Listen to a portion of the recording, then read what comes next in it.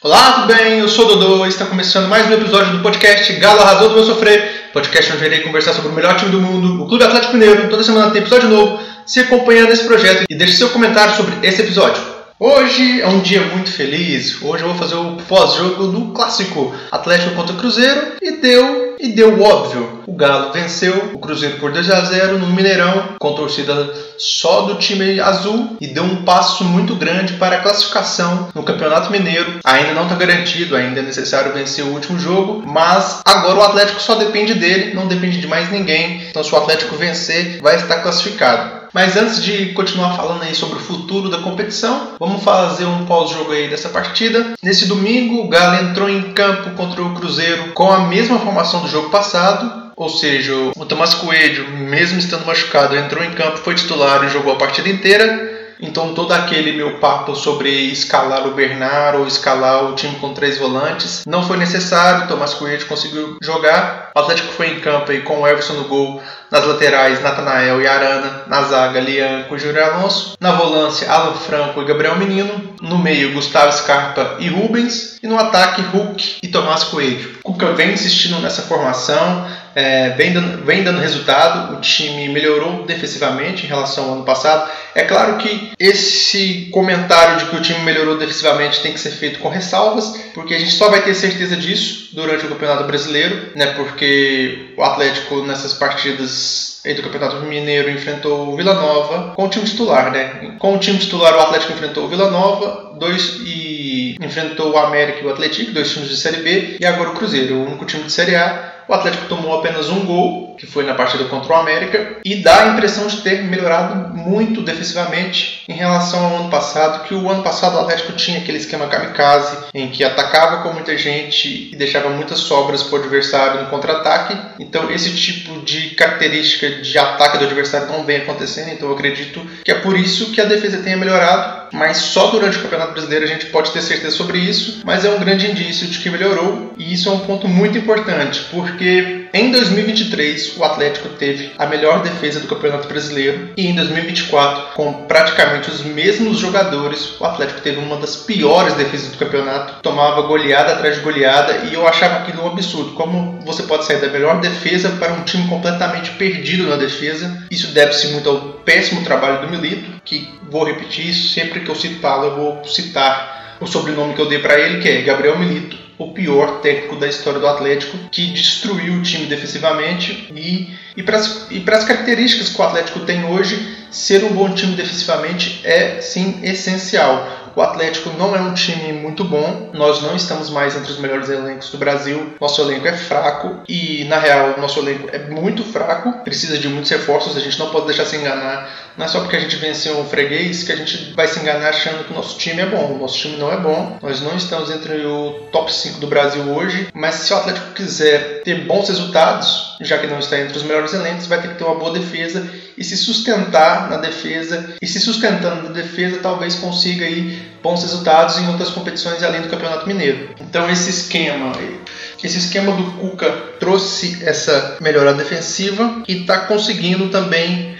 produzir bons frutos no ataque, mesmo que o ataque do Atlético ainda esteja totalmente dependente do Hulk, né? Todos os gols que o Atlético fez com o time titular, né? Tirando aquele gol do jogador da categoria de Bagres, foram com o Hulk, então a Hulk dependência, o Hulk Noé, ainda está aí firme e forte, mas pelo menos o time está criando algumas oportunidades, ainda peca em algumas coisas que eu vou citar quando falar de jogador por jogador, mas o time vem em evolução. Finalmente agora o Atlético depende só de si para se classificar, então bons frutos dentro de campo, mesmo apesar dos grandes problemas de gestão, das péssimas decisões de gestão que o time sofreu. Hoje a gente tem um técnico de verdade, então o time tem correspondido em campo. Falando um pouco sobre a partida contra o Cruzeiro, os 30 primeiros minutos foram sim muito complicados. O Atlético foi um pouco pressionado pelo Cruzeiro, o Cruzeiro tinha a posse de bola, porque pelo ímpeto da torcida, por ter um elenco mais qualificado esse ano, o Cruzeiro se sente à vontade em ter a posse de bola, porque desde que o Cruzeiro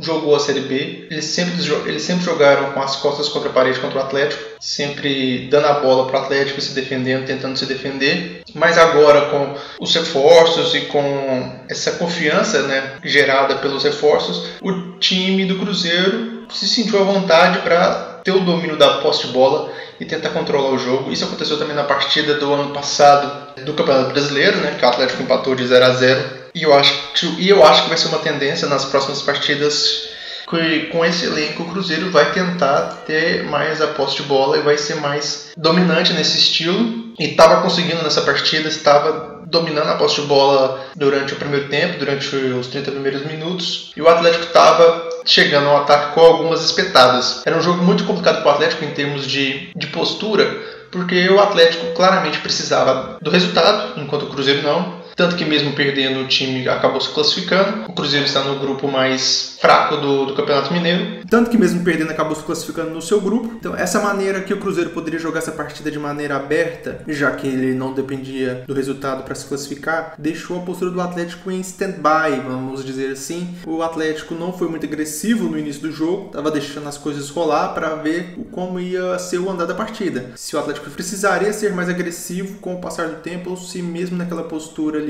mais cautelosa conseguiria abrir o placar. Só que tudo isso mudou, inclusive nos 30 primeiros minutos. Eu acredito que o Cruzeiro estava um pouco melhor que o Atlético. Não era assim muita coisa melhor, mas eu acho que pelo que eu disse, o Cruzeiro estava mais à vontade na partida, estava mais solto. Mas aí, aos 30 minutos, tudo mudou depois que o Gabriel Barbosa deu uma cotovelada na cara do Lianco e acabou sendo expulso. E isso mudou completamente a partida. Mas antes disso, eu quero fazer um comentário que eu achei muito engraçado. Foi que o Gabriel deu uma cotovelada no Lianco, foi expulso, atrapalhou completamente a partida do Cruzeiro e mesmo assim saiu aplaudido pela torcida. Eu achei isso assim muito engraçado, porque mostra uma coisa assim que vem acontecendo com o Cruzeiro que eu acho assim sensacional. Várias das coisas que os cruzeirenses zoavam o Atlético vão acontecendo com eles, sim, e eu só consigo pensar, o mundo é uma bola mesmo, né? Um dia da caça, um dia do caçador. Porque os cruzeirenses adoram zoar o Atlético, por exemplo, da situação do Verón, né? Que ganhou placa do Atlético, como se o Verón fosse algum tipo de ídolo do Atlético, mesmo sem nunca ter jogado no Atlético. Só que agora a gente pode dizer o mesmo do Gabriel Barbosa, né? Porque ele meio que se tornou um ídolo do Cruzeiro pelo que ele fez no Flamengo. Porque ele não tem nada no Cruzeiro, né? Não fez nada no Cruzeiro e já é tratado como ídolo. Certamente pelo que ele fez no Flamengo, inclusive no ano passado, quando fez gols decisivos aí contra o Atlético numa final de Copa do Brasil. Então, cruzeirenses, o mundo é uma grande bola, meus amigos. Tudo aquilo que vocês achavam de engraçado no Atlético, a gente tá rindo em dobro de vocês. Mas voltando pra partida, depois dessa expulsão o jogo mudou completamente. O Atlético inverteu esse domínio de posse de bola e começou a ter a posse de bola, começou a conseguir manter essa bola no campo ofensivo, mas no primeiro tempo, sem alteração nenhuma, o Atlético não conseguiu fazer com que esse domínio gerasse oportunidades reais de gol. O Atlético tentou alguns chutes de fora da área e que não levaram um grande perigo assim. Mas aí no segundo tempo, depois de conversar com os jogadores no vestiário, o Cuca fez uma mudança muito importante. O Cuca tirou o Júnior Alonso, o zagueiro, que estava com cartão amarelo, e colocou o Palácios. E essa alteração foi muito importante para o Atlético ser ainda mais incisivo no ataque e ter mais opções no ataque. Eu particularmente gosto do Palácios, então eu acho que ele entrou bem, criou algumas oportunidades, né, uma boa chance. Ele é um jogador incisivo, assim como o Alisson, mas eu acho que tem uma pontaria melhor, porque os chutes do Palácio pelo menos vão no gol. E essa mudança deixou o Atlético ainda com uma postura muito ofensiva. E aí, aos 9 minutos, o Atlético conseguiu gerar uma boa jogada e o Hulk abriu o placar. E a partir dali, o jogo foi assim, numa calmaria pro Atlético. O Atlético trocando bola, trocando passes, cozinhando o jogo com 1-0 no placar. O Cruzeiro precisaria fazer mudanças ofensivas e deixar o time mais aberto para poder empatar a partida. O que fazia sentido na cabeça do Cruzeiro, já que eles não tinham nada a perder, eles só tinham a ganhar, porque se eles conseguissem fazer um gol, eles tiraram as possibilidades do Atlético classificar. Então para eles seria bem interessante isso. O técnico fez mudanças ofensivas e aí o Atlético fez uma mudança defensiva, colocou o Igor Rabelo em campo e voltou a jogar com 2 zagueiros. E no fim o Cruzeiro não conseguiu levar nenhum tipo de perigo ao Atlético, assim, um perigo real. Só no que eu esqueci no início da partida, o Gabriel Barbosa teve uma boa chance aí de fazer o gol, mas o Everson salvou. Eu vou deixar esse comentário mais para quando eu falar do Everson. E ali, aos 40 minutos do segundo tempo, o Igor Rabelo dá um chutão para frente, bem no meio do campo. O Hulk domina a bola com maestria, como sempre, passa do defensor, faz um lançamento pro Tomás Coelho na esquerda. Tomás Coelho corre atrás da bola, tá perto da grande área, cruza pro meio da área, e o Hulk, que saiu em disparada depois do lançamento que ele fez pro Tomás Coelho, vai lá e finaliza novamente com a perna direita, fazendo mais o gol e decretando a vitória do Atlético por 2-0. Um resultado assim muito importante, e a gente fica feliz porque o Atlético fez valer o jogador a mais, né? Uma coisa que infelizmente nenhum atleticano vai conseguir esquecer provavelmente pro resto da vida é a partida do dia 30 de novembro, em que o Atlético tinha um jogador a mais e mesmo assim tomou 3 gols do Botafogo. O Atlético jogou com um jogador a mais desde os 30 segundos e não conseguiu vencer a partida. Então esse era um fantasma muito grande. Não é as mesmas condições, né? O Botafogo é muito melhor que o Cruzeiro, mas é um alívio, né, do Atlético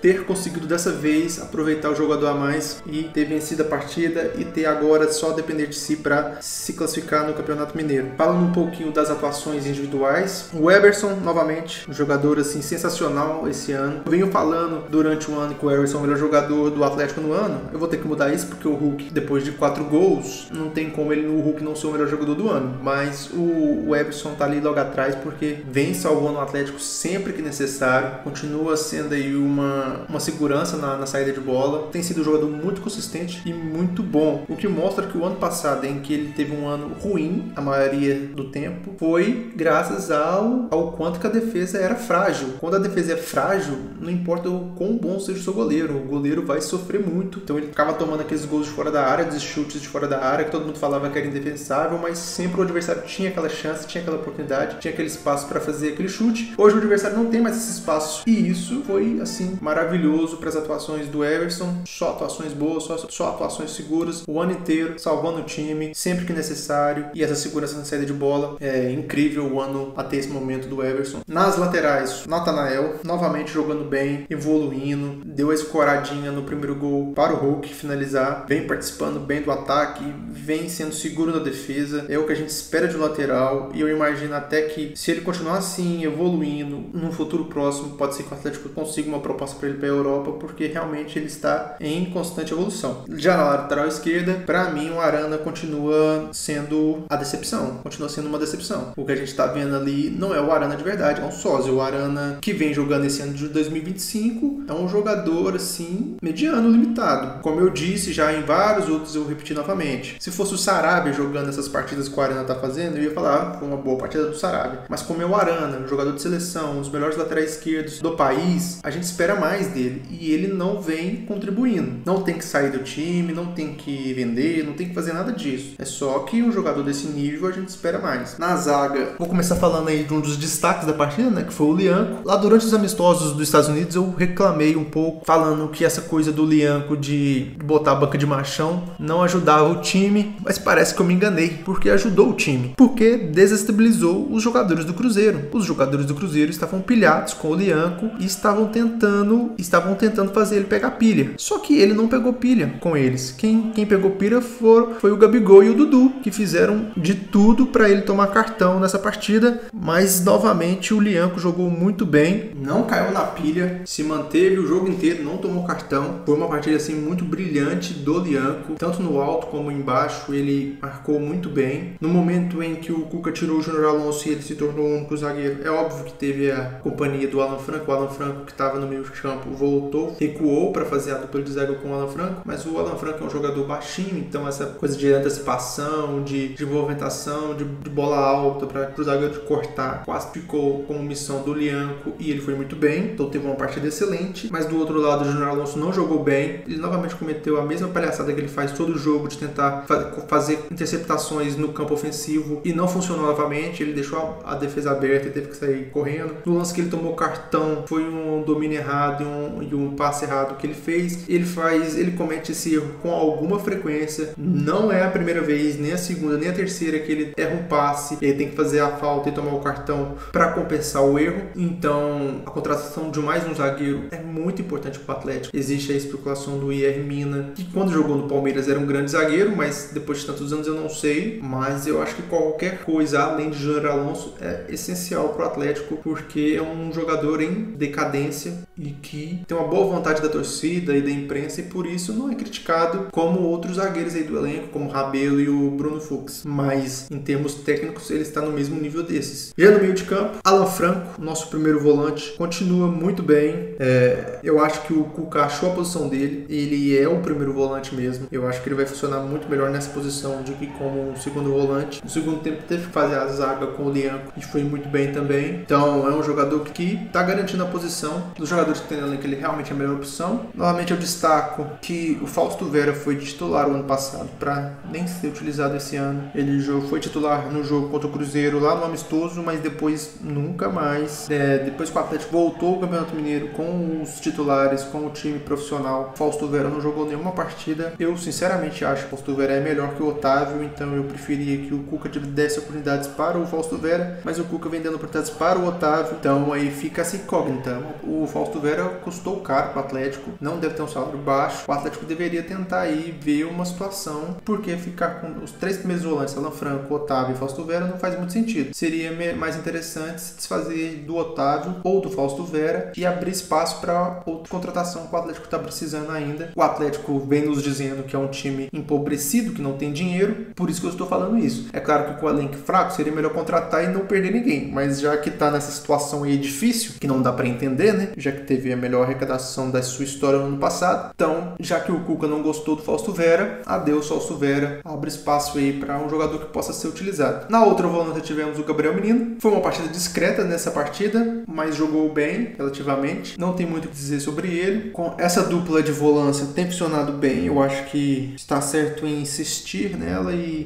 tem gerado resultados. E no meio campo, mais uma vez, queimei minha língua, Rubens numa partida muito boa. Rubens vem evoluindo. É um jogador assim com muito gás, muita vontade. Isso tem sido bem positivo para o time, porque ele tem corrido para os jogadores que não correm muito, como o Hulk, como o Scarpa. Então essa habilidade, essa postura defensiva, essa postura de recuperação de bola que o Rubens tem ajudado o time. Obviamente, ofensivamente ainda não é o ideal, mas está em franca evolução, e pelas condições do elenco, pela provável falta de contratações, certamente é o jogador ali que vai ser muito útil nessa posição. Já o Scarpa, para mim o Scarpa é um problema. Eu não sei se sou eu ou a minha maneira de entender futebol, mas eu simplesmente não consigo gostar do Gustavo Scarpa, porque para mim ele é um jogador que parece que ele tá sempre tomando a decisão errada. Para mim o grande problema do Scarpa é isso, é a tomada de decisão. Parece que sempre que ele tem uma jogada para fazer, parece que tinha uma jogada mais fácil para fazer e ele escolhe fazer a jogada mais difícil, ou ele escolhe fazer a jogada individual. E que se você escolhe fazer a jogada individual, amigo, pegar a bola e chutar, é bom que você faça um bom chute, um gol, porque senão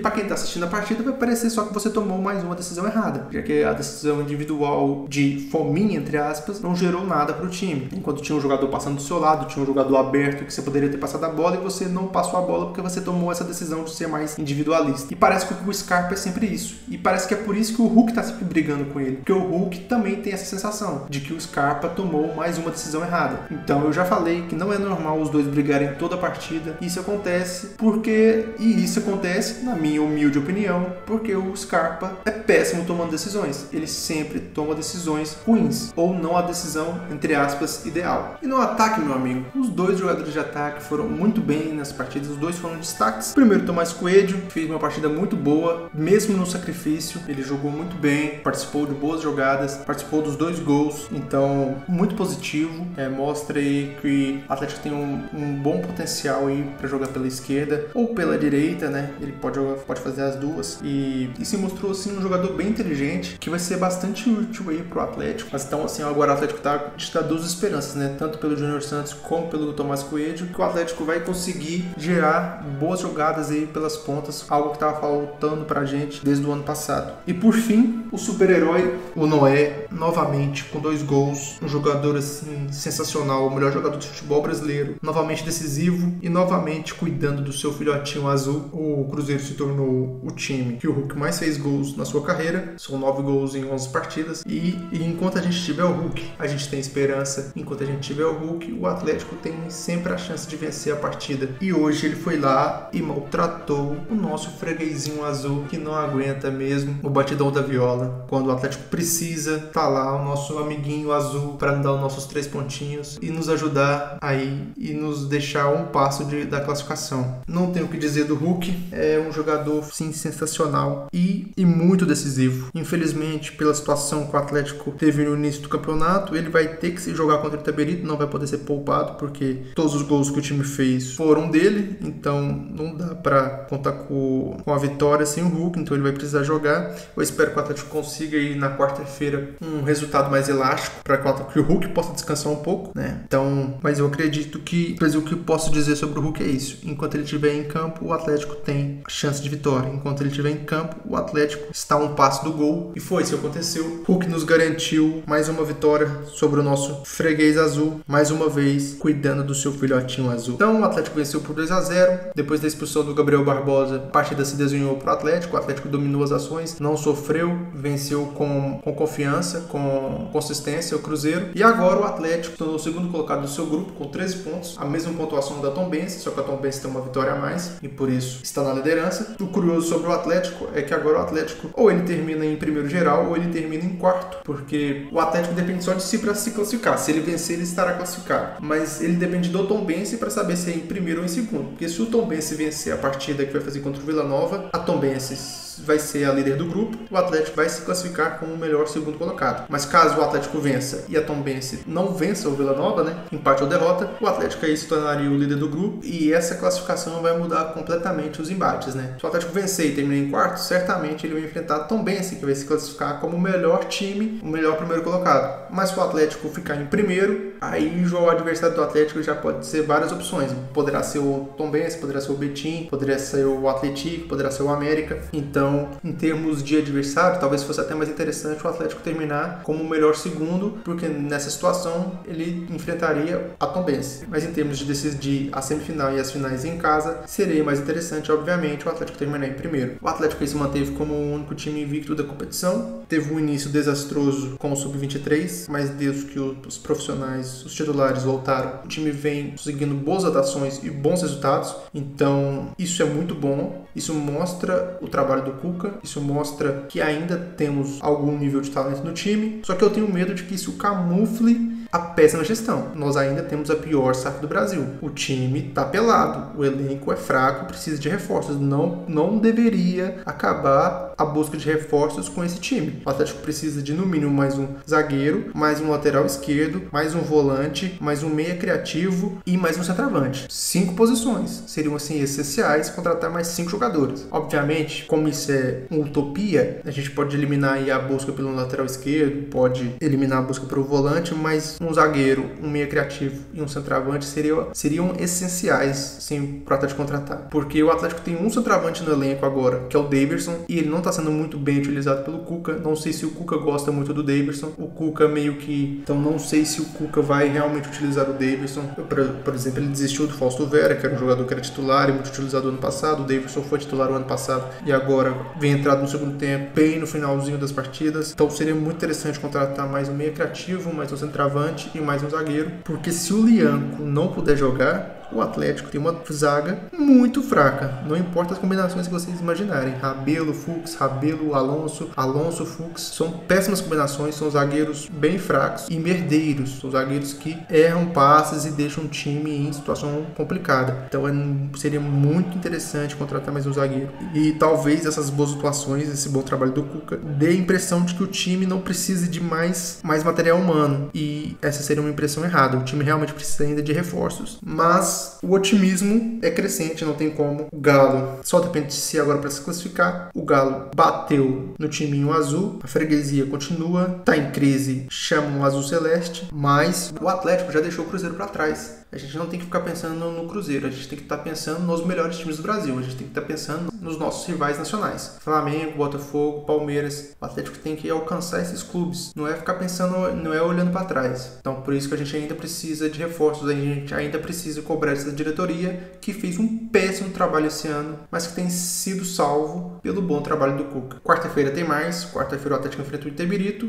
muitas energias positivas para o Atlético confirmar a classificação vencendo essa partida, e aí a gente faz as contas para as semifinais e final, e também vai ter o primeiro jogo aí, entre as semifinais vai ter o primeiro jogo da Copa do Brasil, mas estamos otimistas porque o Atlético tem um técnico de verdade esse ano. Vem jogando bem, vem sendo consistente na defesa. Então o Atlético está no caminho certo dentro de campo. Fora de campo ainda continua com seus problemas. Mas muito feliz pela vitória, vamos comemorar, tirar um pouquinho de sarro dos nossos amigos cruzeirenses. Eu fico por aqui. God bless e good night.